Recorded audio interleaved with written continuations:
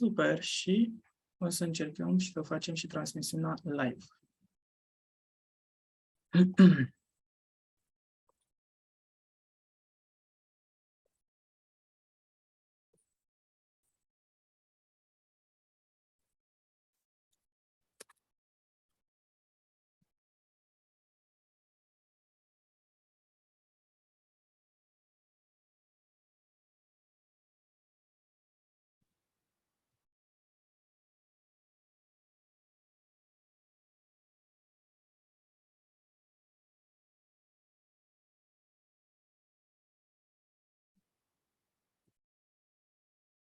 Ok, super. Până o să rezolvăm cu partea de live, am să fac și o introducere. În primul rând, ne bucurăm tare mult că a fost un interes atât de mare pentru webinarele pe care le-am avut în cadrul acestei serie numită Educație și Accesibilitate pentru Diversitate în UMFCD.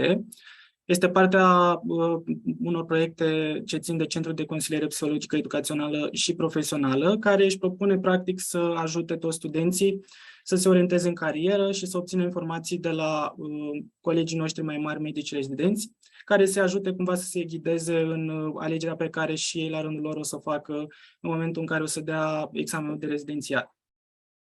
După cum bine știți, astăzi o avem invitată pe domnișoara dr. Tamara Cheșcheș, care este medic rezident în anul 2 pe specialitatea oncologie și hematologie pediatrică. După cum bine știți, mai bine ca mine probabil, pe lângă medicină, Tamara este și fondatoarea Asociației Oncoped și totodată are o comunitate numeroasă în mediul online, prin intermediul căreia educă urmăritorii și expune la insight-uri privind viața de student și medic rezident. Așadar, urmează să o las pe ea să ne povestească mai multe, imediat ce o găsesc în lista de aici.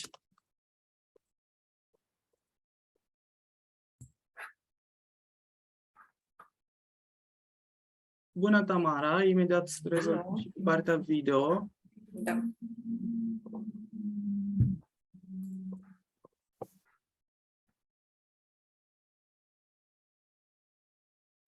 Am să te rog să pornești și camera. Super! Da. Hello! Bună, bună! Cum ești? Ce faci? Bine, după muncă. După muncă. De fapt, voi ce faceți? Noi suntem foarte bine. Momentan ne distrăm aici cu partea organizatorică. Mai ținut așa după cortine? Păi, cea mai mare surpriză am pregătit-o pentru cei care sunt interesați, mai ales că, așa pe Insta mai postezi, dar trebuie să știe oamenii să aibă un contact mai bun cu tine și acum. Poate află informații pe care nu le află pe Insta. Ia să vedem. Ne lasă sau nu ne lasă? Astăzi cum a fost? Cum a fost ziua ta? Mai liniștită decât restul. Liniștită. Mai liniștită, da, e bine, mai liniștită având în vedere că la camera de gardă. Merge mai liniștit. Ok. La camera de gardă acum ai stagiu de pediatrie? Simplă. Mi-am luat, nu, am urgențe pediatrice, am 3 luni. 3 luni faci? 3 luni sunt în curiculă, da. Ok, hai să vedem. Teoretic, acum ar trebui imediat să pornească și live-ul. Super. Și înregistrăm. Și pe lângă muncă, astăzi, ai apucat să mai faci ceva? Da, m-am dus să mai dau o gaură în ureche. Înainte de asta. Așa gestionez eu emoțiile. Am înțeles. O să vorbim și despre asta. Teoretic, suntem și live acum.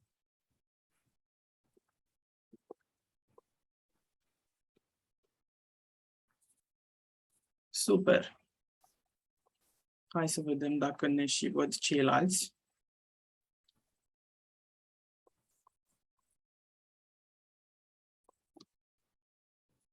Am înțeles. Și suntem live, perfect. O să vă dau link pentru că este linkul de la profilul nostru și nu de la pagină, dar nu este nicio problemă. O să schimbăm și noi. Perfect. Bun. Probabil începe să se strângă lumea și live. Așadar, eu zic că putem începe să vorbim și să ne spui în primul rând de ce oncologie și hematologie pediatrică. Ce anume te-a determinat să faci alegerea asta? O să fiu un pic dubios, dar bear with me. Ideea este că de când am început, e un pic clișeic cum a început totul la mine cu medicina în principal. N-am avut niciodată nicio legătură cu ceva oncologic, nu știu, cazuri în familie sau orice related. Mhm. Dar am fost întotdeauna pasionată de chestiile astea un pic mai ciudățele, un pic mai în cultura noastră, să zicem, morbide. De exemplu, ce se întâmplă fiziologic când murim, psihologia care e implicată în moarte, în cum vedem noi moartea și, mă rog, tot fiind interesată de așa ceva, mi-am dat seama că pe parcursul anilor eram interesată, orice materie aveam, eram interesată de partea oncologică. Eu când am intrat la facultate, specialitatea asta nu exista, era doar oncologia de adulți. Eu am intrat în 2014 și specialitatea a avut, s-a născut, să zicem, în 2016, deci pe atunci nu exista așa ceva.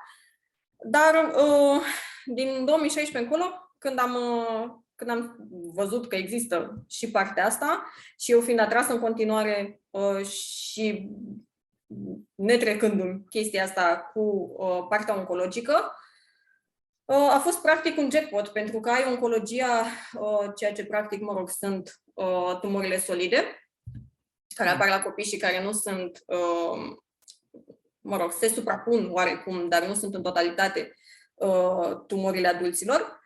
Și pe lângă asta avem împreunată în specialitate și hematologia, care mie mi-a plăcut extrem de mult, întotdeauna, gen partea de sânge, inclusiv chestiile oncologice legate de sânge. Așa că, practic, pentru mine chestia asta a fost jackpot. Era și onco și solid și erau și leucemii, limfoame și ce mai este pe partea de oncologie, de hemato-onco. Și am zis, super, având în vedere că asta îmi place, a trebuit, practic, a fost un fenomen fizic în care, nu știu, eram relativ măricică, eram anul 4, cred, m-am pus 4 sau 5. M-am pus jos pe canapea și a trebuit să-mi recunosc mie faptul că, ok, îmi place cancerul, îmi place neoplazia, sună dubios, but it is what it is, cineva trebuie să o facă și pe asta. Și pentru că, evident, au venit influxiuni de afară cu mamă, cancer, mamă, ce oribil, mamă și la copii ce oribil, că e greu, că nu o să poți, că este îngrozitor, că e emoțional, că nu știu ce. Evident, de la oameni care nu aveau nicio treabă cu asta.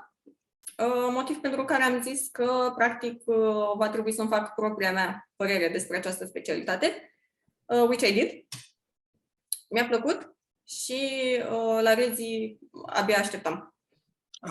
A fost ceva în facultate care să te ajute cumva să-ți confirmi bănuiala pe care ai început să o ai, că ai să urmezi specialitatea asta? Adică au fost persoane sau poate evenimente, oportunități? Persoane nu, și evit să-mi pun persoane ca, știi cum când suntem mici și căutăm un idol pe cineva mai mare care să ne fie practic un exemplu. Am evitat chestia asta. Practic, persoanele pe care le-am întâlnit pot să iau tot ce e, adică pot să le iau calitățile, pot să le îmbin și pot să mă gândesc, uite, așa aș vrea eu să fiu, luând calități de la fiecare, dar să am o persoană și să zic, mamă, frate, fix, ca omul ăsta vreau să fiu, nu am avut niciodată și nu recomand, pentru că poți fi foarte ușor supus, nu știu cum să explic, poți foarte ușor să scapi din vedere anumite defecte care pot fi importante, prin simplu fapt că tu ești legat de imaginea asta de how it should be. Deci persoane nu, dar întâmplări au fost practicile pe care le-am făcut și pe care le recomand tuturor. Orice îți place, practic, La mine prima oară a trebuit să văd dacă mie îmi place să lucrez cu copiii. Eu n-am fost niciodată și nici în momentul de față nu sunt o fană foarte mare a copiilor. Îmi plac super mult, îmi place să mă joc cu ei, dacă mă întorc acasă nu doresc să mai văd niciun copil. Motiv pentru care a fost un challenge pur și simplu să încep să lucrez cu copiii, dar aparent nu copiii sunt problema. Relaționez foarte ușor cu copiii, se împrietenesc foarte repede cu tine, mai ales dacă îi bagi în seamă, sunt foarte prietenoși, abia așteaptă să fie băgați în seamă, sunt foarte puri așa ca energie, nu știu, adulții pe mine mă drenau efectiv de energie când mergeam la stagii.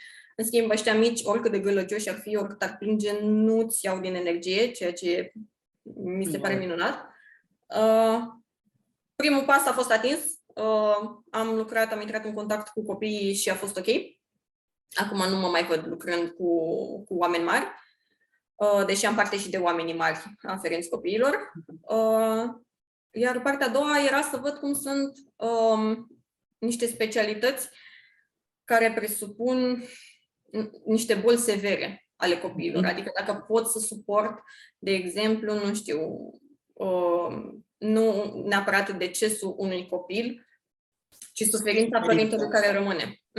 Da, asta spuneam și eu, de suferință, da. Da, suferința celor care rămân după copil și pe care tu trebuie să-i consolezi.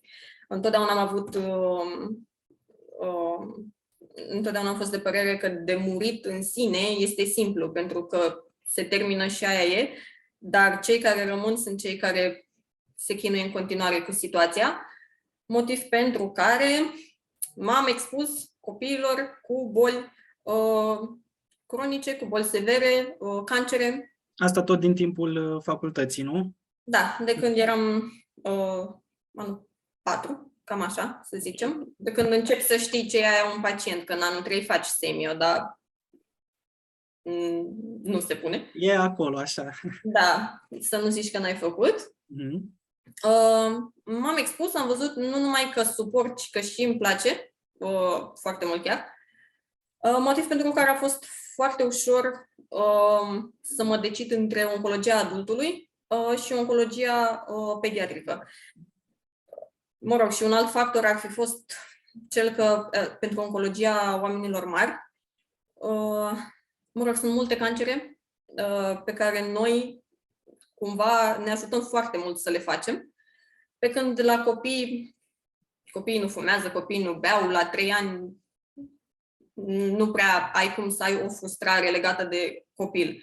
Dar știu că am făcut practică pe onco de adulți și am făcut practică și mă rog, stagiu de oncologie de adulți și încă am imaginea vividă în cap când i s-a sugerat unui pacient cu carcinom pulmonar să nu fumeze și l-a zis bine și noi l-am găsit la locul nostru de fumat și am zis eu nu pot. Adică nu pot să mă frustrez din simplu fapt că nu o să-mi fac treaba cum trebuie. Dacă sunt frustrată și nu sunt un mare fan al selecției naturale, am zis că nu pot. Și decât să mă frustrez și să nu fac ce trebuie din simplu fapt că pe mine mă afectează negativ chestia asta, n-aș fi vrut ca emoțiile mele negative să intre în conflict cu ce ar fi trebuit să fac și să fac corect și până la capăt. Așa că la copii nu am această frustrare. Deci, practic, toate cele 3 targeturi au fost atinse. Atinse și uite-te aici. Da, mă rog. Și în afară de decizia asta, adică tot procesul, că a fost până la urmă un proces cu toată interacțiunea practică de vară și algoritmii prin care ai trecut ca să ajungi la decizia asta, cum a fost cealaltă parte de facultate pentru tine? Ceea ce nu se potrivea în tabloul de medic rezident pe oncologie și hematologie pediatrică. Adică ce am făcut... Da, cum a fost parcursul tău în facultate și, nu știu, fiind o facultate atât de, nu știu, provocatoare, să-i spunem, care te stresează uneori, bănuiesc că au fost niște momente în care... Dese chiar. Nu este o facultate provocatoare by default, pentru că este ea provocatoare, este pentru că noi o facem pentru noi. între noi să fie provocatoare. Sunt o grămadă de facultăți mult mai grele decât ce facem noi la medicină. La noi este mai greu din simplu fapt că avem responsabilitatea unui alt om. Dar, ca știință, sunt facultăți oribile care sunt mult mai grele decât medicina. Noi o facem asta între noi. Stresul și tensiunea sunt efectiv competiția asta dintre noi, pe care n-am înțeles-o niciodată, dar am început să o accept târziu, că există și că nu poți face nimic în condițiile astea. Motiv pentru care până când am crescut, tot așa, ani mai mari, 4-5, a fost super stresant. Din clipa în care am intrat la facultate, mi-am promis că ai mei nu o să plătească niciun leu pe facultate, pentru că nu... Adică, nu știu, nu e o instituție care să-mi fi plăcut mie foarte mult. Îmi place foarte mult să învăț, dar nu legat de instituție. Și mi-am promis că ai mei nu o să plătească niciodată nimic legat de facultatea asta. Așa că a trebuit să trag de mine și să învăț atât de mult încât să mențin vestita medie de buget, tocmai ca să nu plătesc taxa. Deși ai mei n-ar fi avut niciodată o problemă, m-au susținut oricum și oricând, indiferent financiar, moral, în toate felurile. Numai că eu, pentru mine, am făcut un target să nu-i las să plătească, motiv pentru care odată presiunea era pe mine și odată presiunea era indusă și de la noi, ca atare, cum suntem cei din ani mici, mă rog, și noi putem să ne amintim cum este competiția când ești mic, când ești exact intrat în facultate. Și ai senzația că toate materiile sunt cele mai importante materii și că nu o să ajungi un medic bun dacă nu știi anatomie și chestii de-astea. Motiv pentru care a fost extrem de stresant până în anii măricei, când m-am mai domolit un pic, din simplu fapt că am acceptat situația așa cum e. Adică n-am mai încercat să schimb nimic, n-am mai încercat să, nu știu, cumva să vorbesc cu colegii mei și să temperez un pic competitivitatea asta. Am lăsat lucrurile să fie cum sunt și mi-am văzut de treabă. Ceea ce a fost cea mai bună decizie pe care am luat-o.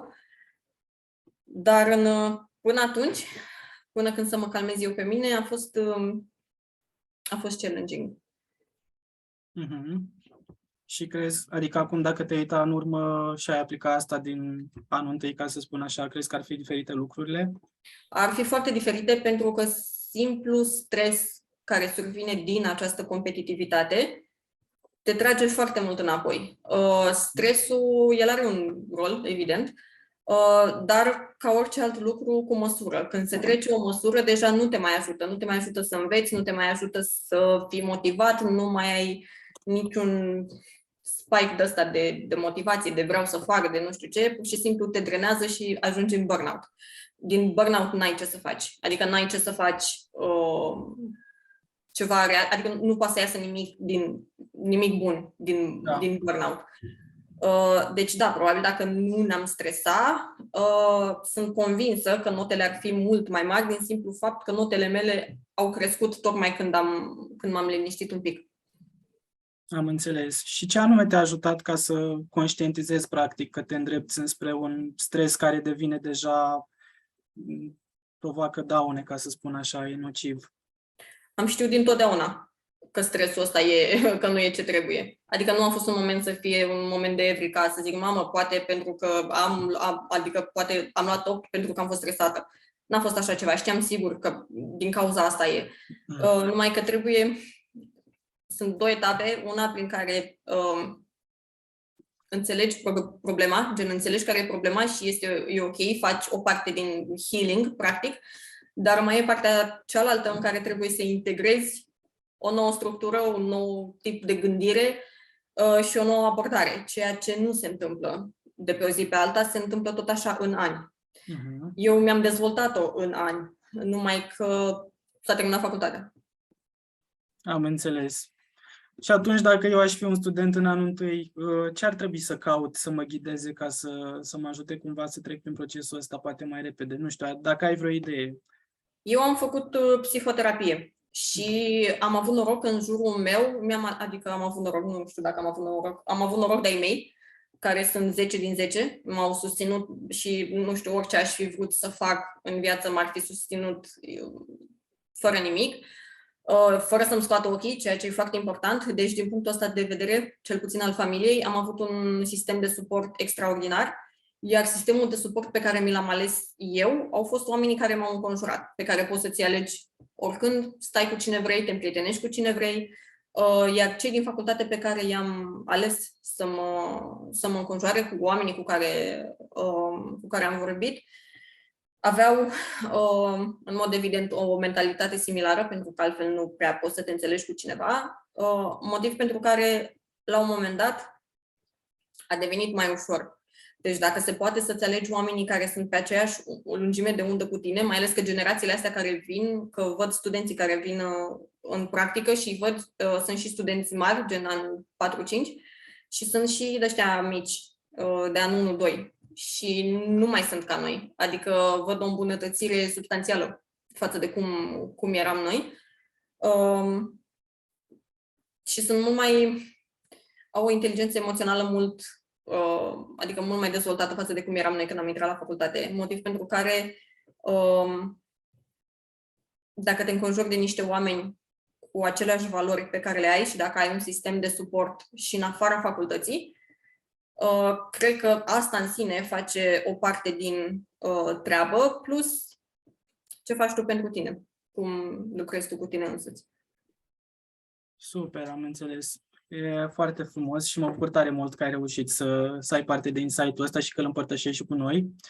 Și eram curios acum când povestim toate astea, cât de important e pentru tine să se perpetuezi asta și la locul de muncă. Adică contează oamenii cu care lucrezi și mediul în care ești, are un impact major asupra activității tale sau nu e neapărat? Adică poți să te descurci dacă pici undeva, nimerești undeva mai nasoluți. Am nimerit undeva mai nasoluți la un moment dat în viață. Pot să mă adaptez situației din simplu fapt că acum știu că orice comportament care se deviază un pic de la normal este provocat de ceva. Și de obicei oamenii care nu sunt vindecați tind să perpetueze aceeași traumă la următoarele generații pe care ei au suferit-o. Tocmai ca să-și ia un pic din puterea pe care au pierdut-o atunci, e un fals sentiment de că îți capeți puterea înapoi. E foarte important să fii pe lângă oameni care îți împărtășesc valorile și cu care te înțelegi foarte bine, pentru că medicina în sine este o muncă de echipă și la laborator e muncă de echipă. În laborator nu ești singur. Orice parte din medicină pe care o faci, la un moment dat va trebui să colaborezi cu cineva. Motiv pentru care trebuie să ajungi tu însuți la un echilibru, cât să știi că orice om care încearcă, care vine cu o energie negativă, să știi că nu are nicio legătură cu tine din start și să te poți detașa de reacția respectivă. E important din simplu fapt că în momentul în care te lași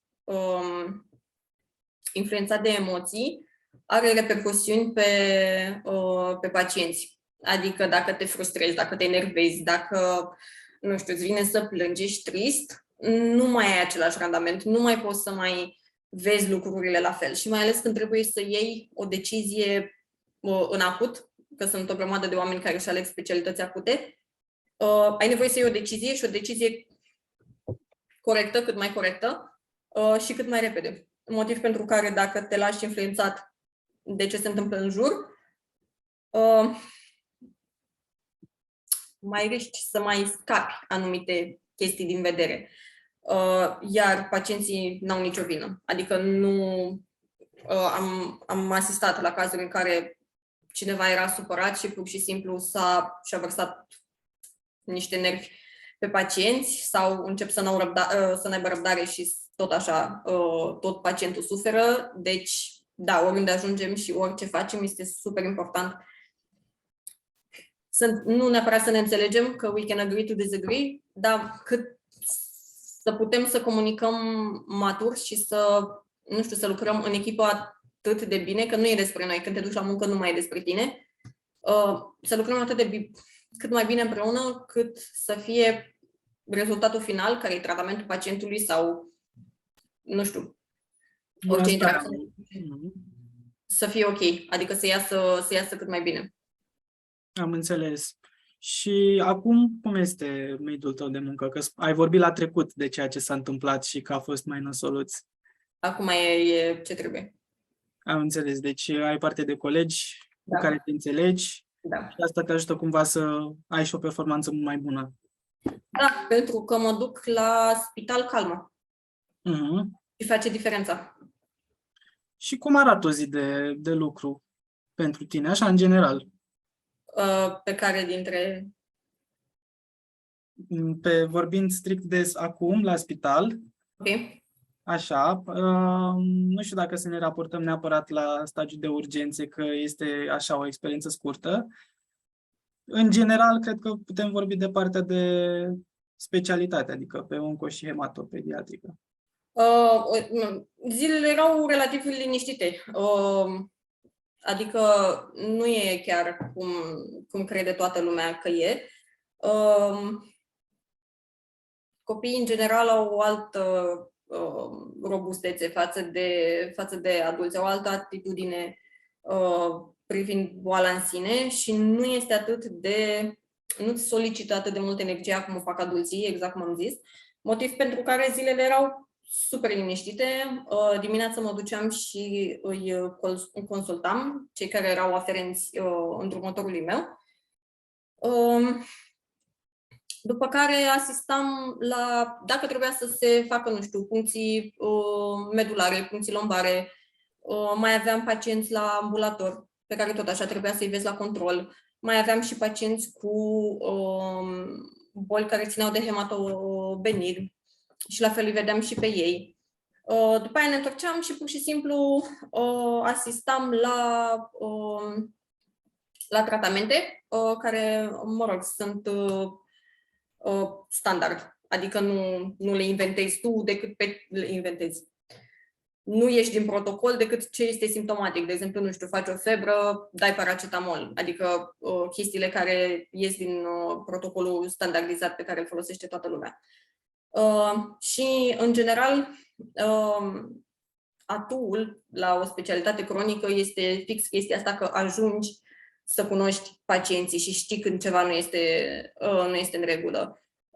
Când am început un protocol nou cu o nouă substanță la un copil, l-am văzut a doua zi și era altfel. Nu mai era copilul meu pe care îl știam.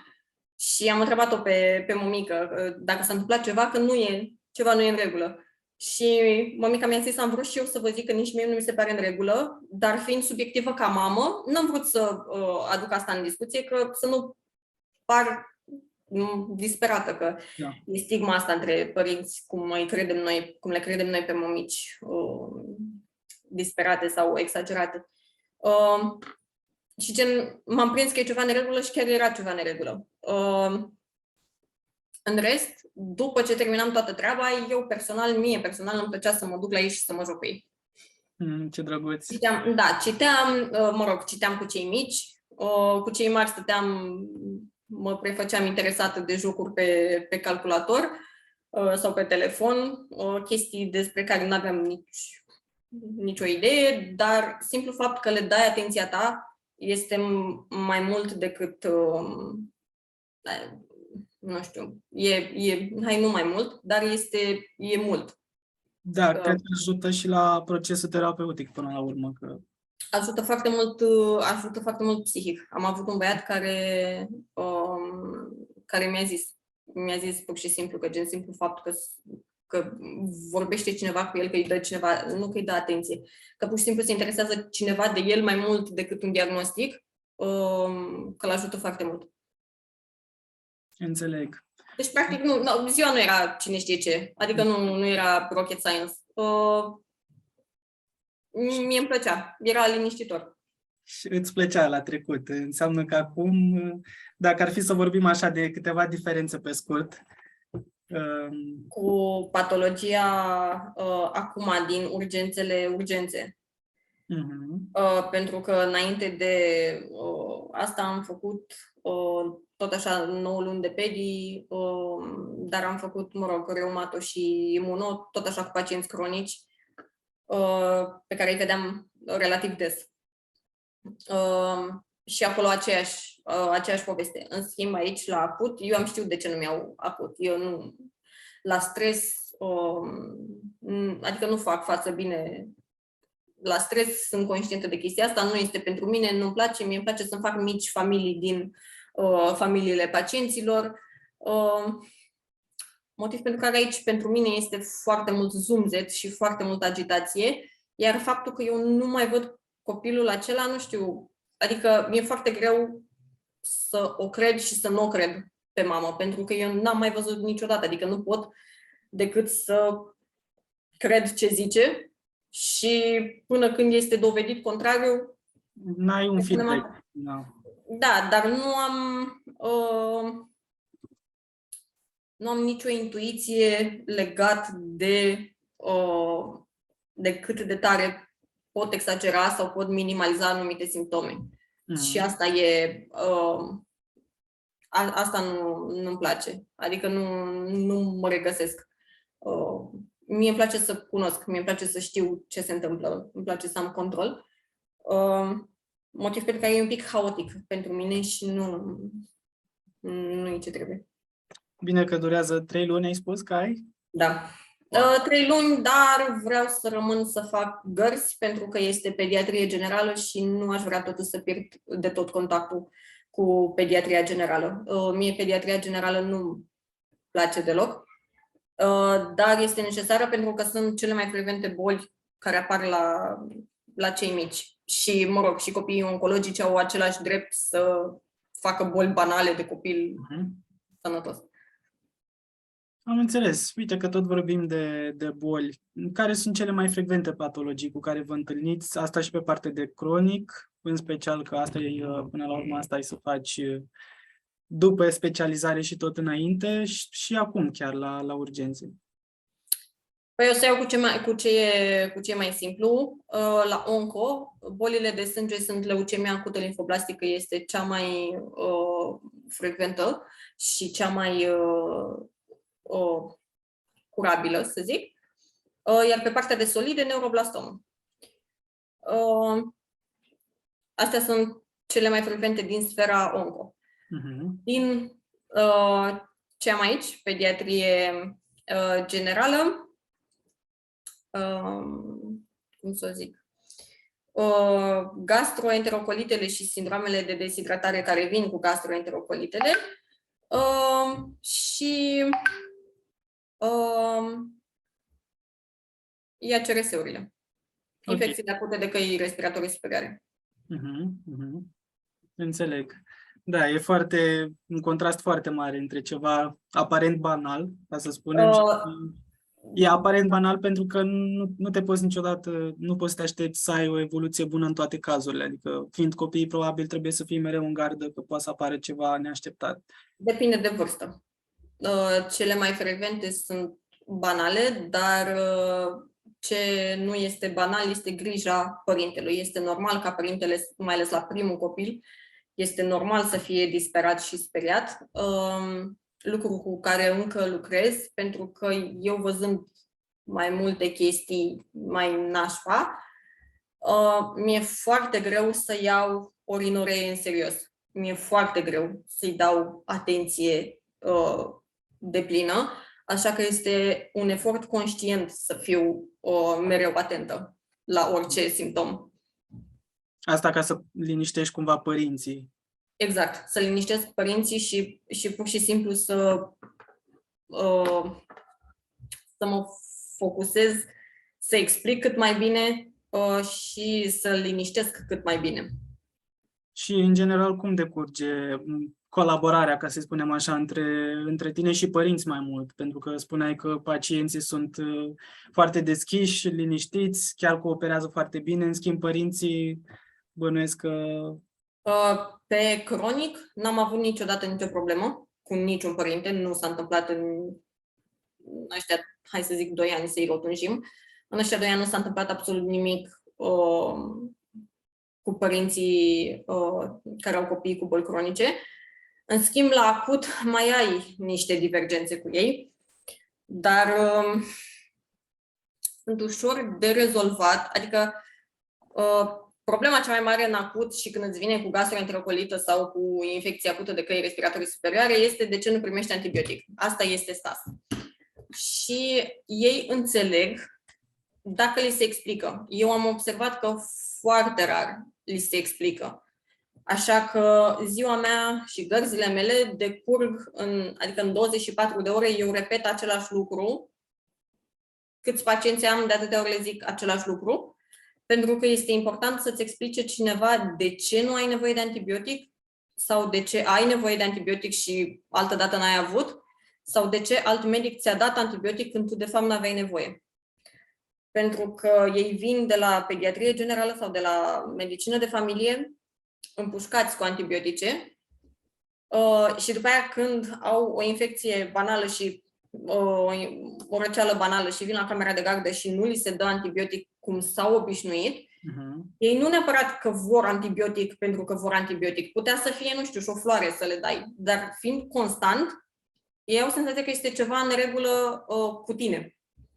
Pentru că toți ceilalți 17 medici mi-au dat antibiotic, tu nu-mi dai, care ți-e problema? Așa că este foarte greu să o iei de la capăt de fiecare dată cu fiecare pacient. Ei de obicei vin cu o atitudine cam intră în tine și-ți cer antibiotic sau orice vor ei. Unii dintre ei vin cumva pregătiți cu ce vor de la medic și fac scandal dacă nu pleacă cu ce au în cap. Dar pe 95% îi liniștești doar explicând și purtându-te frumos. Și ce am observat și mi se pare foarte, foarte util de menționat este că pacienții de etnie romă vin ei la tine, ei știind stigmatul pe care noi ceilalți, unii dintre noi, îi avem către ei și vin oarecum gen pregătiți de scandal ca să nu fie atacați ei. Gen practic atacă ei ca să nu-i ataci tu. Dar se liniștesc foarte ușor când te porți uman cu ei. Deci am avut conflicte cu români, dar nu am avut niciodată, deci de când sunt în spital, nu am avut niciodată un conflict cu cineva de etnie romă. Și mi se pare foarte important pentru că, din nou, am observat că nu toată lumea se poartă cu ei cum se poartă cu românii. Deci ar trebui constant să depunem un efort și să fim activ prezenți acolo, atât ce ține de problemele astea de ordin social, cât și de psihologic interacțiunea cu pacientul, ca să poți să liniștești, povesteai tu de problemuța cu antibiotice sau când lor li se pare că tratezi așa un caz foarte superficial, dar tu deja știi ce e de făcut. Da. Am înțeles. Și ar fi asta lucrurile care fac specialitatea mai interesantă? Adică e ceva mai mult decât atât care îți place la specialitatea ta? Nu. Ce-mi place la specialitatea mea este, cum am zis, că îmi fac mici familii cu pacienții, cunosc pacienții, știu când ceva este în neregulă și, mă rog, nu știu, e o altfel de interacțiune când pacientul este long term. Stau și mă gândesc că tot procesul ăsta prin care tu practic dezvolți o legătură și cu pacienții și cu familia lor, consumă, între ghilimele, consumă e puțin cu conotație negativă, dar trebuie să investești cumva energie și emoție Și voiam să te întreb cum te descurci și cum copuiești cu momentul în care se întâmplă lucruri mai puțin fericite sau în momente în care poate pacientul devine foarte solicitant din anumite puncte de vedere sau familia devine solicitantă și depășesc anumite limite. Adică încerci cumva să-ți pui tu niște limite, uneori mai scapi și sari peste ele. Nu mi s-a întâmplat niciodată să se sară peste niște limite pe care nici nu le-am pus eu, nici ei, dar sunt cumva de bun simț. La modul nu mă sun la 12 noaptea duminica sau, nu știu, chestii de-astea care se întâmplă frecvent în medicină. Nu știu, respectul a venit cumva într-o balanță. Adică eu i-am respectat și ei m-au respectat în aceeași măsură încât să fie niște limite imaginare, dar pe care să nu le calce nimeni. Adică n-a fost nicio întâmplare în care ei să sară pragul. Iar dacă sunt solicitată mai mult decât pot sau mi se pare mie că nu mai pot și că am nevoie de o pauză, fix asta fac. Adică recunosc și pur și simplu le zic și pacienților și superiorilor, n-am nicio problemă, eu îmi știu limita, știu că dacă trec peste ea nu mai sunt capabilă și adică fac mai mult rău și în momentul ăsta simt nevoia să mă retrag. Și le recunosc. Mă retrag 20 de minute, mă lași un pic să respir, mă întorc peste 20 de minute sau mă întorc mâine și facem ce vrei tu. Numai că acum nu pot să fac chestia respectivă ca să iasă bine.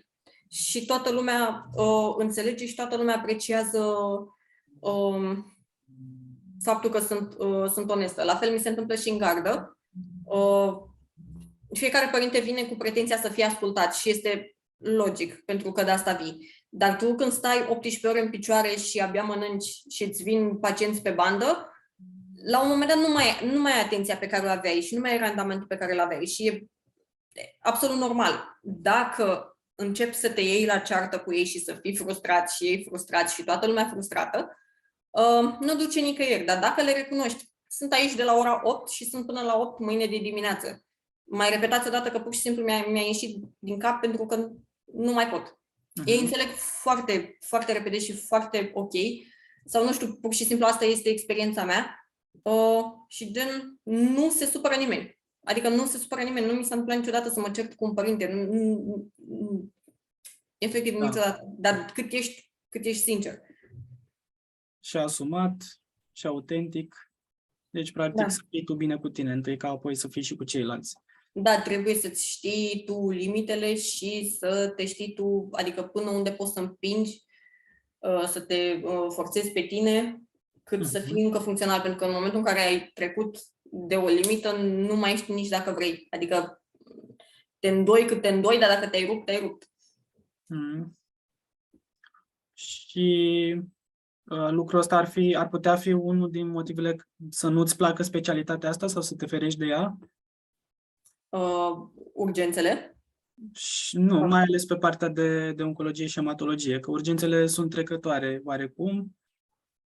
Deși ai spus că programul e mai liniștit, acolo pot surveni, mă gândesc, și momente în care ești solicitată și pe partea aia. Evident că sunt.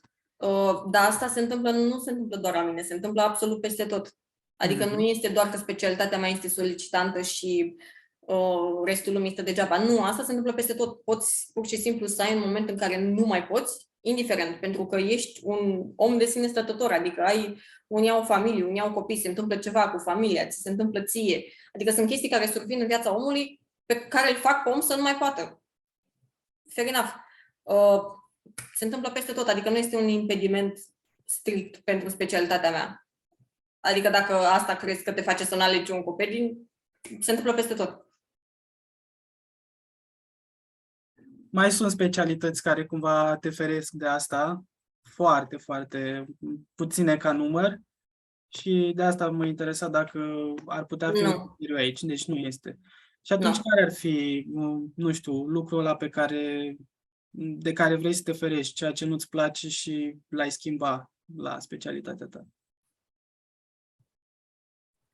Nu este nimic ce aș schimba la specialitate în sine. Absolut nimic. Mhm. E mai mult decât, e chiar mai mult decât îmi imaginam să fie, dar într-un sens pozitiv. Am înțeles. Deci, practic, ești pe plus, adică nu există nimic care să fie... No. Ce frumos! Da, îmi doresc ca toată lumea să simtă același lucru pentru ce alege. Dacă își fac temele din studenție și se duc la practică, cum ne-ai învățat, o să... Da, e foarte util. Este foarte util, deși nici aici nu este 100%. Adică nu e ca și când dacă te duci în practică, o să știi exact cum se întâmplă. Pentru că una e să fii student, alta e să fii rezident și să faci practic parte din sistem. Sunt foarte, foarte diferite, dar dacă te duci în practică și, nu știu, faci gărzi, rămâi cu oamenii, ai un insight mai mare. Dar nu este totalitar, adică nu este... nu vezi tot. Decisiv, da. Până la urmă și tu poți să ai surprize chiar și acum și în continuare, ca toți ceilalți. Da. Doar îți cresc șansele, ceea ce este optimist și foarte bine. Ideea este că vezi niște chestii și ai parte din niște chestii pe orice specialitate și vezi, dacă cu cât te duci mai des și vezi mai multe lucruri, dacă îți place ceea ce faci, ai o putere mai mare de a trece peste alte chestii. Pentru că una este să nu te înțelegi cu cineva de la serviciu și să te duci la un serviciu, nu știu, cum mai duce pe mine să fac chirurgie toracică sau orice, păi nu mai știu ce nici împușcată. Și alta este să nu mă înțeleg cu cineva de la lucru, dar să mă duc la copiii mei unde îmi place ce fac, îmi place patologia, îmi place ce se întâmplă, îmi place să-i urmăresc, îmi place medicina, îmi place cercetarea, gen cumva se balansează și e un pic o tentă mai ușor să treci peste. Și dacă suntem la capitolul lucruri mai puțin plăcute, mă gândesc că ar putea răsări întrebarea asta, cel puțin eu mă gândesc, cum faci față și cum te descurci după pierderea unui pacient sau când știi că ești într-o situație în care nu prea mai sunt șanse să-l ajuți terapeutic și atunci doar trebuie să-i ușurezi procesul. Simplu fapt de a-i ușura procesul este terapeutic by default. Sunt foarte mulți oameni care atunci când ești undeva la greu, fug. Bine, tu ești obligat să rămâi, dar poate să nu te intereseze. Deci poți să fii acolo, dar să fii de decor, ceea ce egal cu zero. A fost super greu la primul pacient pe care l-am pierdut pentru că era măricel și mă înțelegeam foarte bine cu el. Dar după aia au început gen s-a mai întâmplat să se mai ducă și am înțeles că așa e. Gen, nimeni la spital nu vine de fericit și de sănătos ce e. Pentru mine este foarte importantă călătoria pe care o am cu cei mici, mai puțin decât destinația finală. Iar satisfacția mea provine din călătoria respectivă. Adică eu pe viitor, mă rog, când o să fiu medic specialist și o să fac chestiile de una singură, evident, faci tot ce ține de tine să-l ții în viață, dar nu depinde doar de tine. Motiv pentru care, nu știu, pentru mine este mult mai important tot ce încerc să fac și toată călătoria până la vindecare sau până la deces. Când se întâmplă să se întâmple, e oribil o perioadă, adică este practic doliu pe toată secția și este normal să fie doliu și am fost, mă rog, după ce l-am pierdut pe primul, am fost la psihoterapie și am ezitat un pic până să-i zic că gen, știi, a murit unul dintre ei și gen nu știu ce să fac pentru că simt ceva în mine, dar nu știu cum să-l las afară. Și mi-a zis ceva care m-a eliberat super ușor și super și e banal, dar aparent a trebuit să aud de la altcineva. Și ea mi-a zis că este cât se poate de ok și este cât se poate de normal să ții doliu după ei. Adică, gen, chiar dacă nu ești implicat direct în familie, în chestii care țin de, nu știu, înmormântări, chestii ce se face la noi, mi-a zis că este firesc și normal să ții doliu după o persoană cu care ai avut o conexiune și pe care l-ai pierdut. Și în momentul ăla, gen, nu mi-a mai fost rușine nici să plâng, nici să-mi pară rău, nici să vorbesc cu părinții, nici să-i întreb dacă sunt bine, dacă putem face ceva pentru ei. A fost mult mai ușor și foarte liberator să știu un lucru care de altfel pare banal. În rest, tot psihoterapia m-a ajutat. Mă rog, eu sunt și setată și construită în așa manieră încât să nu-mi exprim emoțiile negative, motiv pentru care este foarte greu să o fac, dar când o fac este liberator. Așa că simplu fapt de a vorbi despre asta și de a da afară, și ce este cel mai important și ce încurajez pe toți să facă și cu pacienților, chiar dacă sunt mici, mari, și cu ei înșiși, este că dacă ai o emoție acum, gen să zicem că sunt copil și îmi ia sânge și părintele tot îmi vrea să mă facă să tac, gen, eu le zic părintelui, lasă-l să plângă când îi vine să plângă. E foarte important să plângi când îți vine, că îți vine să plângi cu un motiv. Gen, plângi atunci, dă tot afară, pentru că mai târziu nu are aceeași valoare. Așa că încerc pe cât se poate să simt chestiile când sunt de simțit și să nu le amân, pentru că din moment ce simți ceva legat de o chestie, trebuie să simți atunci, pentru că de-aia vine. Să fie simțită atunci, nu la 2 ore când ajungi acasă și te-ai mai certat și cu nu știu cine la metrou. Adică toate au sensul lor. Deci, practic, nu știu, în afară de psihoterapie și de lucru cu tine însuți și să dai afară când trebuie să dai afară, nu știu ce altă modalitate. La mine asta funcționează.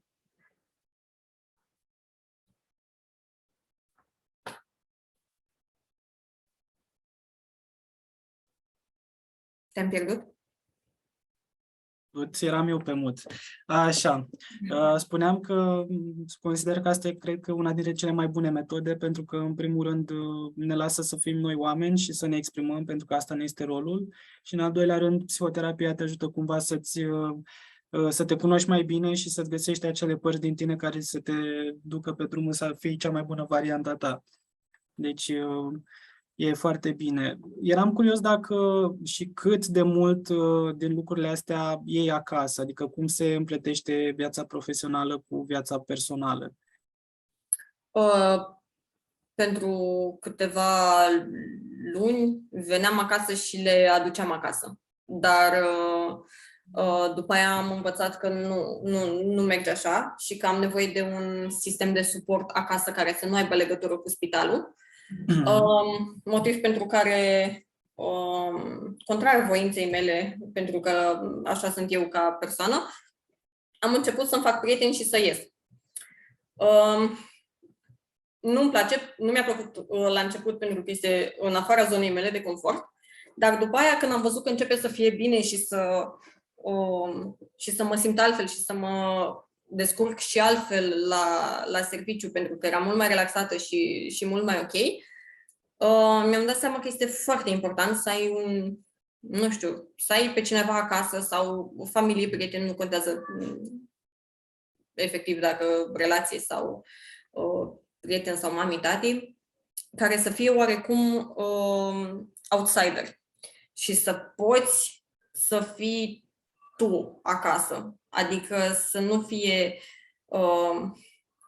pentru că dacă toți în jurul tău sunt medici, inevitabil discuțiile tot într-acolo converg. Pentru că gen, that's all we know, mai ales când stăm foarte mult în spital. Așa că este foarte important să ieșim un pic din paternul ăsta, pentru că ajungem să ne identificăm foarte rapid cu meseria noastră și să fim, gen, eu sunt Tamara și sunt medic. Rahat, nu, sunt Tamara și atât. Gen, am o grămadă de calități, am o grămadă de chestii de zis în afara spitalului.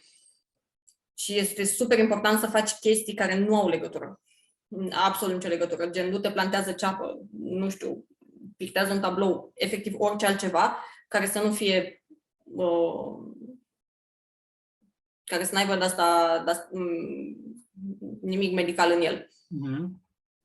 Și deci, cumva îți permite și timpul, adică eu dacă aș fi în anul 6 și mă gândesc să mă duc pe oncohemato, mi-ar fi foarte ok și aș găsi timp să fac și lucruri care să-mi ajute așa sufletelul să crească.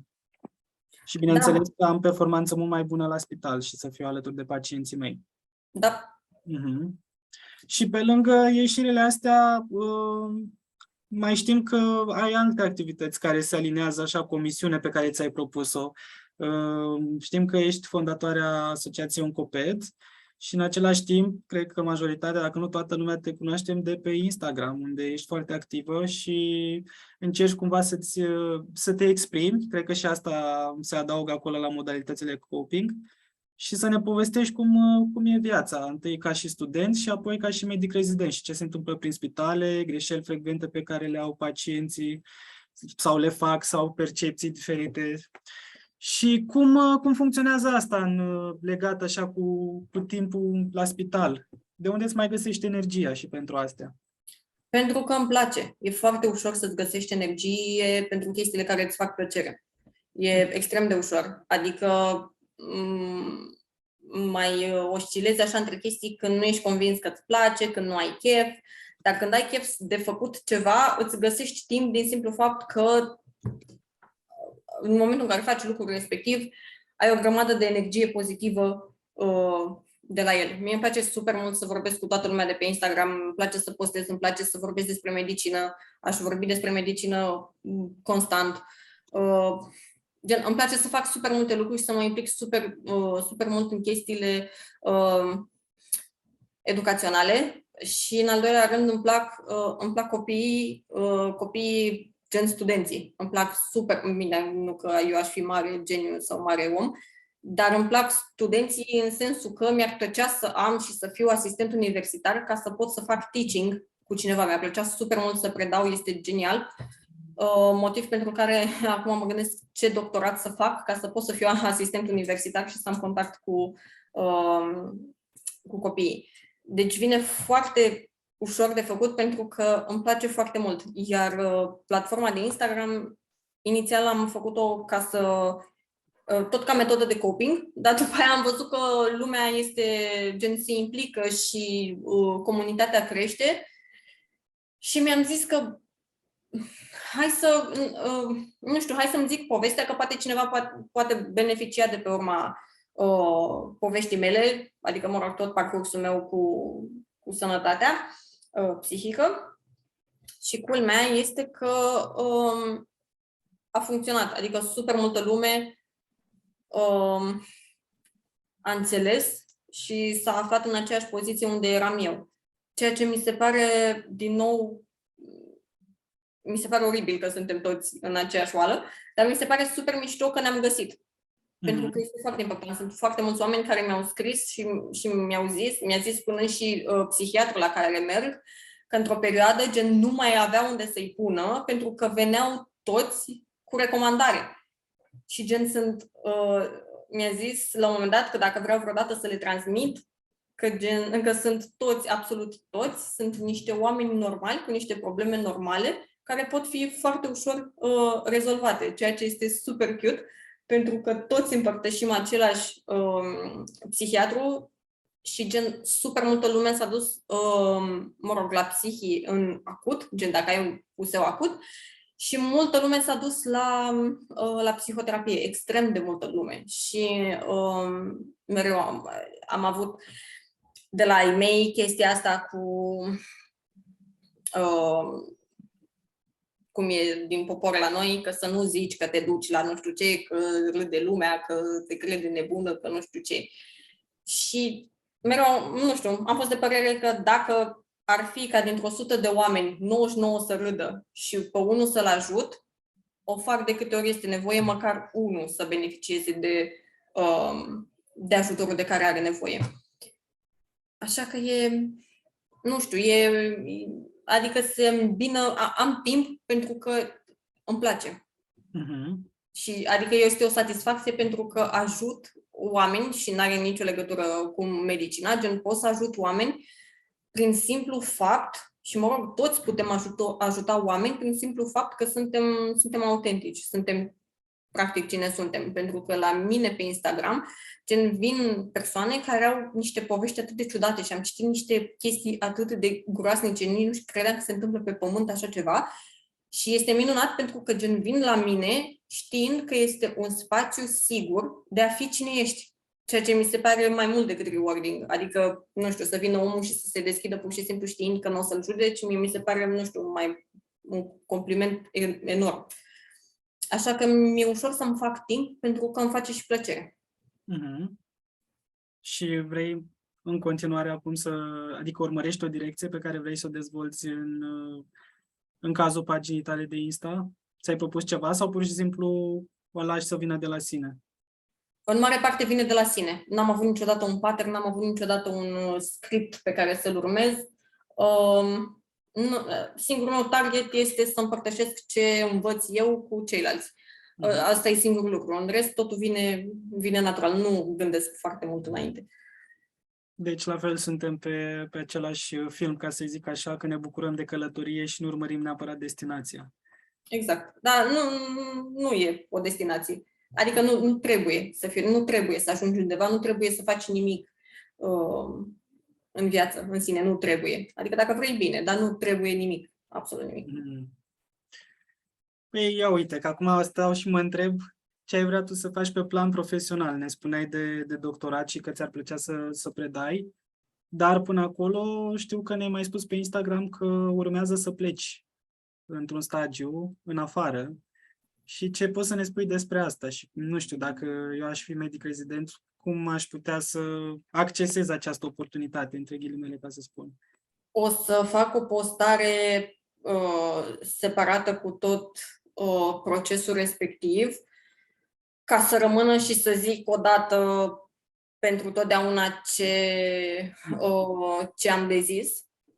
Adică să nu repet, pentru că este mult, e foarte greu să te înscrii, e vorba de sume relativ mari de bani pentru un rezident, îți ia și din timp, e un pic greuț. Unele țări necesită și examen de limbă și e un pic, procesul în sine este greu, așa că o să fac o postare separată prin care să explic și să fie spus odată, once and for all.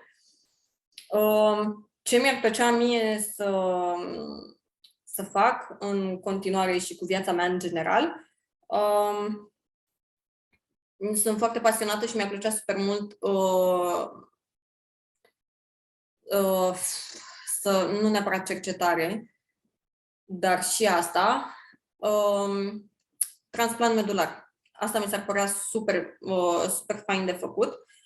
Odată ce avem deja pentru pacienții oncologici, dar care să se extindă și la pacienții care tot așa au nevoie de transplant medular, dar nu sunt cu boli oncologice. De exemplu, pacienții imunologici sunt pacienți cu boli imunologice care au nevoie de transplant medular, dar pentru care noi încă nu facem chestia asta. Motiv pentru care mi-ar plăcea să mă extind de la transplantul medular strict pe oncologie și pe transplantul medular la pacienții non-oncologici. Dar, evident, ca să înveți ceva ce aici nu se face, trebuie să pleci în altă parte. Așa că încerc să plec în altă parte. Da, încerc să plec în altă parte și să mă întorc. Nu vreau să rămân nicăieri. Bun, ne-am liniștit cu asta. Și deci o să ne spui mai multe în postarea pe care ai să o faci. Da. Dar măcar așa, am avut un sneak peek acum și sperăm să aflăm mai multe. Și dacă ar fi, adică să ne povestești în mare pe specialitate de oncologie și hematologie pediatrică, cam care ar fi oportunitățile de dezvoltare? Uite, spre exemplu, tu ai spus partea asta foarte nișată de transplant medular. Ce altceva mai există acolo, care nu e foarte, având în vedere că e și o specialitate destul de tânără, probabil nu se știe foarte, foarte bine de către publicul larg sau medicii interesați, viitorii medici, ce ar putea face ei, pe ce ar putea să se nișeze, care ar fi oportunitățile în sensul ăsta? Tot ce pot să vă zic este de partea care ține de hemato-onco, pentru că pentru tumurile solide, doamna conferențiar ne vrea un pic mai mari. ca rezidențiat, adică să trecem prin mai multă pediatrie și prin mai multe chestii până ajungem la dânsa. O să faci o grămadă de chestii. Nu știu sigur dacă pe toate în România, dar în afară sunt o grămadă de lucruri pe care nu neapărat să te nișezi, pentru că sunt foarte mulți oameni care fac mai multe tipuri de terapii. Una dintre ele a ajuns de curând și la noi și mi se pare foarte tare că se face. Se numește CAR-T. Mă rog, este o terapie specială, tot așa pentru pacienții care nu mai au practic opțiuni de tratament, să zic, adică nu este de primă linie, dar la noi este în dezvoltare și mi se pare genial că se face și la noi. Mă rog, de fapt s-a făcut și avem chiar și un succes, e super mediatizat. Transplantul medular, care se poate face, dar este tot așa last resort. Și, mă rog, în afară de terapiile astea, nu știu cum să zic, nu neapărat nișate, că nu sunt nișate, dar sunt mai iau un pic până ajung până la noi, practic. Față de ce avem deja, putem oricând, adică pot ei oricând să facem ceea ce deja se face, iar ceea ce deja se face este oricum minunat pentru copii, având în vedere că adică, mă rog, nu este o noutate că suntem o țară în care nu se pot face prea multe lucruri, dar în care totuși avem, nu știu, o rată de curabilitate pentru cancerele care sunt frecvent curabile, e foarte mare din punctul meu de vedere. Adică sunt o grămadă de copii pe care am avut eu, care sunt super bine în momentul de față, ceea ce mi se pare minunat pentru un diagnostic atât de urât. Deci, te poți duce în orice parte vrei și sunt sigură că pentru tumorile solide sunt și mai multe oportunități. Ne-a întrebat cineva care ne urmărește cât de mare e nevoia de medici pe specialitățile de oncologie în România, raportat la numărul de pacienți, dacă ai o idee. M-am gândit o perioadă, având în vedere faptul că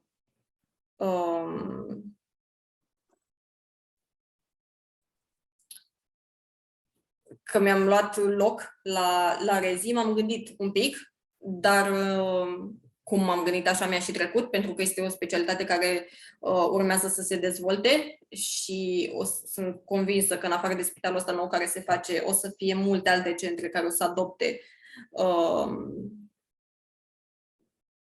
specialitatea în sine și o să facă gen secții separate și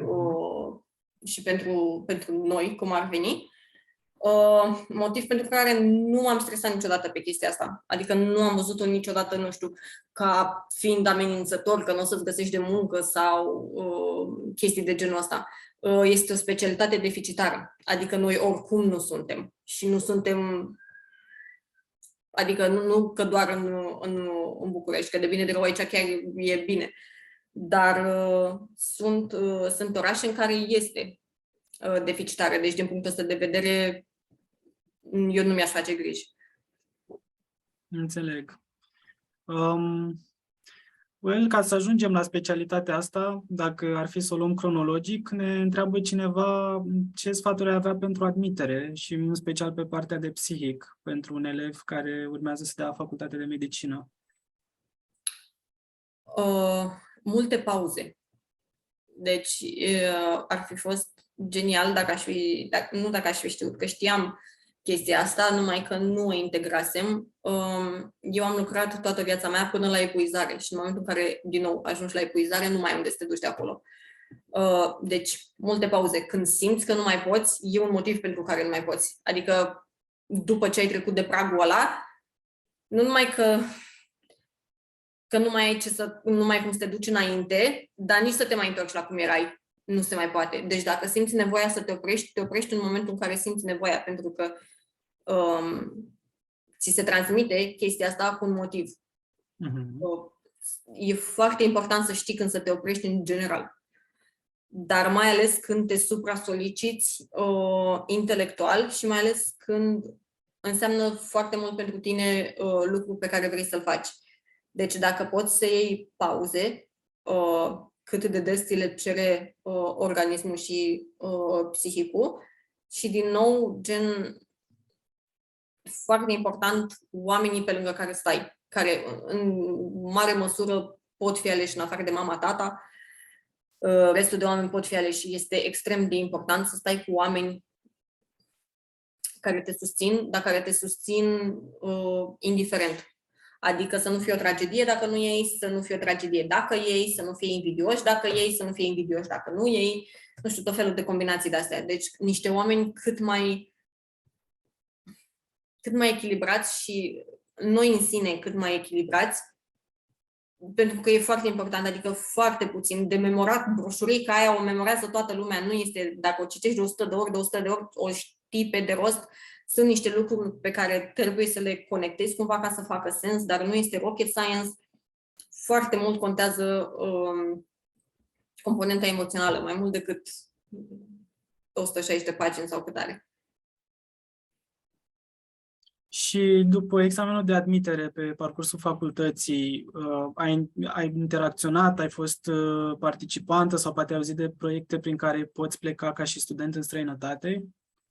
Nu. Cât timp am fost studentă, din cauza anxietății și din cauza faptului că îmi era frică să încerc pentru că nu mă simțeam suficient de bună și, practic, mă rog, din cauza anxietății am ratat o grămadă de lucruri pentru că nici măcar nu am încercat. Ceea ce nu recomand la nimeni, adică orice oportunitate vi se ivește, că aveți șanse, că nu aveți șanse sau că aveți șanse puține, încercați. Pentru că e foarte important să încerci ca experiență, adică ok că te refuză. Nu mi s-a terminat cariera aici, nu mor mâine ca să zic că n-am reușit să plec în Iugoslavia să fac nu știu ce. Gen, încercați orice și implicați-vă în orice social pentru că ajută super mult. Și pe parcursul facultății ne pregătim de examenul de rezidențiat. Cum ar putea studenții să se pregătească și în special dacă vor să aleagă oncologie și hematologie pediatrică? Nu știu, există anumite cărți sau tratate pe care putea să înceapă să le citească? Asta cred că e mai mult o discuție de ce faci după ce ți alegi specialitatea. Pentru rezidențiat, tociți ce este de tocit, nu ieșiți din chestiile alea. Din păcate avem structura asta și examenul ăsta pe care îl dăm de rezidențiat, care nu valorifică foarte mult inteligența asta spontană sau invocarea unor cunoștințe și practic nu trebuie decât, adică în mare parte trebuie doar recunoscute în text, ceea ce din nou nu este o metodă foarte inteligentă de a valida niște rezultate, niște eforturi ale unor oameni, dar în fine, asta avem, cu asta defilăm. Pentru rezidențiat, cât să iei oncologie pediatrică, în niciun an, cât am urmărit eu, nu s-a luat comedie mare, adică lumea nu s-a bătut pe chestia asta până acum, nu cred că o să se întâmple. De obicei lumea fuge de chestiile astea nasoale și, mă rog, care sună nasol. Motiv pentru care, nu știu, eu nu m-am stresat. Când am dat eu rezidențiatul, nu m-am stresat atât de tare că nu iau. M-a stresat foarte mult procesul, care este un proces de anduranță. Nu e nici de inteligență, nici de iscusitate, de nimic. Este doar de anduranță. Cât de bine suporți lunile alea până când ajungi să dai rezidențiatul. După rezidențiat, dacă în sfârșit îți alegi, am un highlight pe Instagram unde sunt cărțile înșirate pe jos, care sunt de oncologie pediatrică și niște site-uri foarte, foarte bune. Mhm. Ok, super, o să aruncăm un ochi. Am mai primit o întrebare care sună cam așa. Ce crezi că ar face o persoană nepotrivită pentru specialitatea asta? Să nu-ți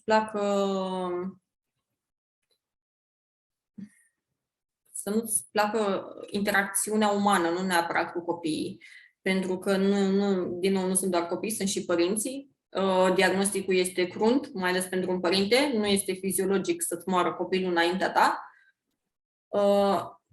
Deci, nu știu, e mai ușor să enumăr ce ai nevoie decât ce nu ai nevoie. Adică răbdare, pentru că e foarte greu să treci prin așa ceva dacă te implici. Dacă nu te implici, e simplu, evident, ca în orice aspect. Dar dacă te implici odată cu pacienții și odată cu familia pacienților, trebuie să ai super multă răbdare. Sunt unele chestii pe care poți să le repeți de 100 de ori până când părintele poate să internalizeze și să integreze ce i s-a zis și să digere informația pe care o primește. Trebuie să-ți placă să comunici cu omul, trebuie să-ți placă oarecum compania celorlalți, pentru că petreci foarte mult timp cu oamenii respectivi, extrem de mult timp. Pacienții vin la tratament și stau și o lună întreagă în spital, lună în care survin întrebări, plângeri, temeri, nevoi personale, pentru că, ok, este important că copilul tău are cancer, dar tu ești un om de sine stătător, adică și părinții au nevoi care se despart de situația copiilor lor. Deseori sunt blamați pentru chestia asta, dar este normal să ai nevoile tale. Deci trebuie cumva să ai răbdare și să înțelegi un pic cum funcționează omul în general și dați mici idei așa de psihologie umană, cât să înțelegi că oamenii reacționează diferit și că, indiferent că le este amenințat cel mai scump lucru pe care îl au nevoi personale care nu mai țin de copil. Empatia, nu pot să zic că este ceva Definitoriu. Da, pentru că la un moment dat se duce, dar se duce componenta aia care te dărâmă. În care investești tu foarte mult, poate. Exact, în care iei acasă. Pentru că, adică, vezi o grămadă de chestii, și cât am fost pe onco și cât am fost pe imuno, s-au întâmplat și decese, evident. Empatizezi cu părinții, este absolut normal, dar am observat că diminuează ce iau acasă. Și nu mă mai gândesc atât de des. Nu mai sunt atât de stresată de ce s-a întâmplat, nu mai îmi pun atâtea întrebări existențiale cum își pune toată lumea. Există și empatia, dar este mult mai ușor de digerat procesul.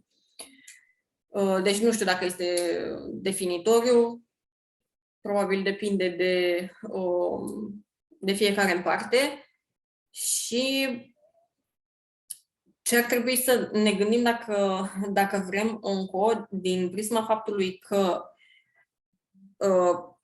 se moare mai des decât în dermatologie, să zic. Trebuie să te gândești care este cum te raportezi tu la satisfacția muncii.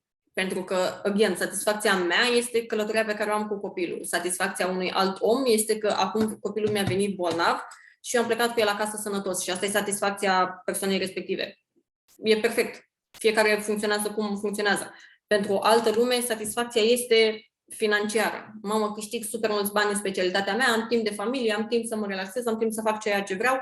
Din nou, 10 din 10 recomand, dacă asta este ceea ce îți place să faci, du-te pe ceva ce îți dă satisfacția muncii. Aici nicio satisfacție nici de bani, nici de timp liber gârlă. E strict satisfacția, nu știu, că ajuți alt om și că îți petreci majoritatea timpului cu el și că practic ajungi să faci parte din viața lui. Sunt pacienți și sunt pacienți mari, mă rog, adolescenți de acum, și mămici de pacienți mici care încă îmi scriu din când în când și de fiecare dată în fiecare mesaj există și un mulțumesc pentru ce ați făcut pentru noi, în condițiile în care eu n-am făcut decât să mă joc cu copilul respectiv. Sunt pacienți pe care nici măcar nu i-am avut eu, dar m-am jucat cu copiii respectivi. Și îmi scriu pentru simplu fapt că le-am dat atenție. Adică, practic, nici nu trebuie să faci mult ca să te țină minte și, mă rog, dacă satisfacția ta vine din chestia asta, atunci, da, să fie compatibil cu ce vrei tu. În rest, nu știu dacă este cineva real nepotrivit, pentru că omul se poate acomoda cu foarte multe situații.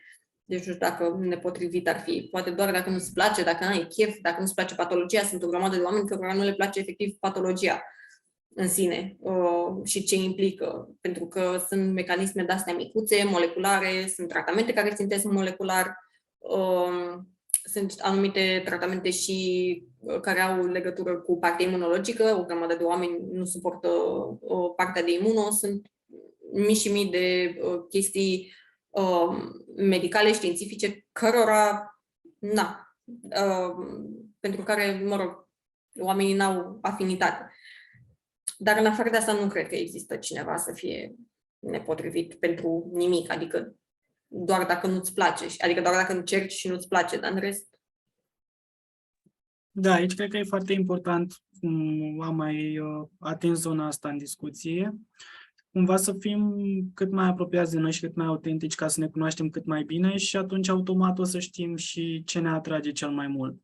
Și dacă nu e posibil asta până la rezidențiat, partea bună este că poți să schimbi liniștit rezidențiatul și să-ți iei ceva care se potrivească mai bine cu personalitatea ta.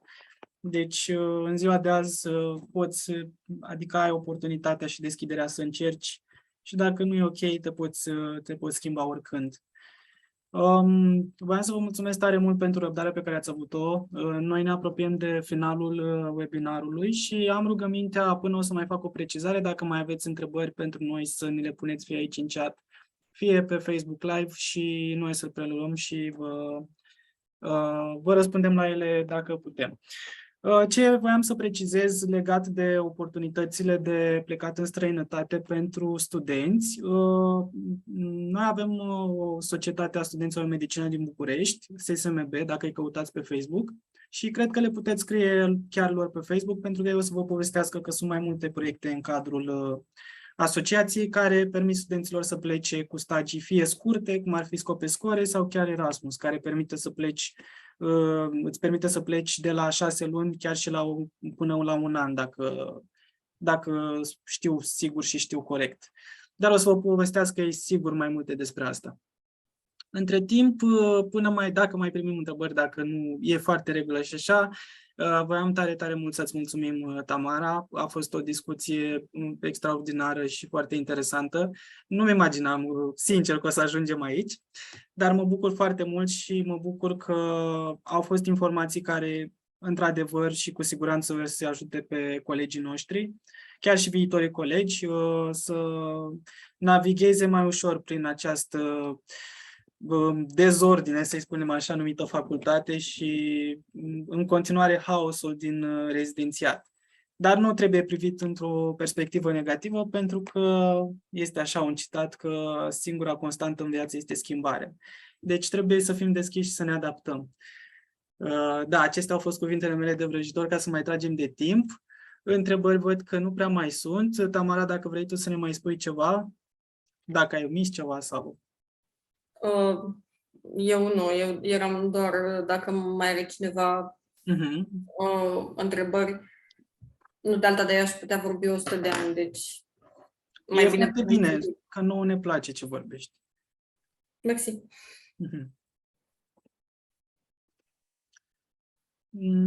Da. Înțeleg că și pe Facebook lumea ne mulțumește pentru live, deci cred că ne-am apropiat de final.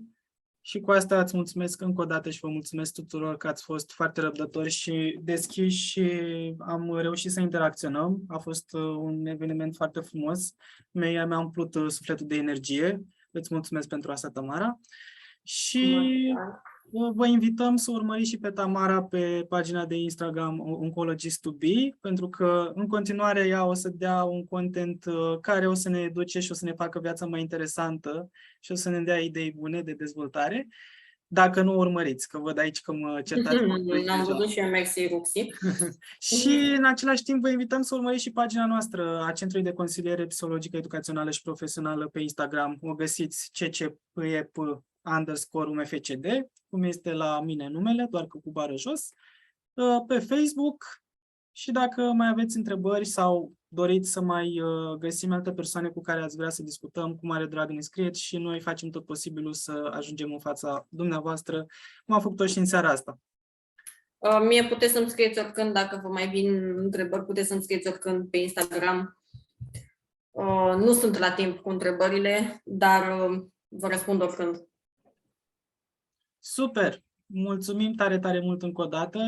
Mulțumesc și eu. Și vă urăm o zi sau rest de zi sau seară minunată. Și ne reauzim. Urmăriți-ne ca să știți care va fi următorul eveniment. Și ce mai are Tamara în plan. O seară bună. Vă salut. Pa, pa.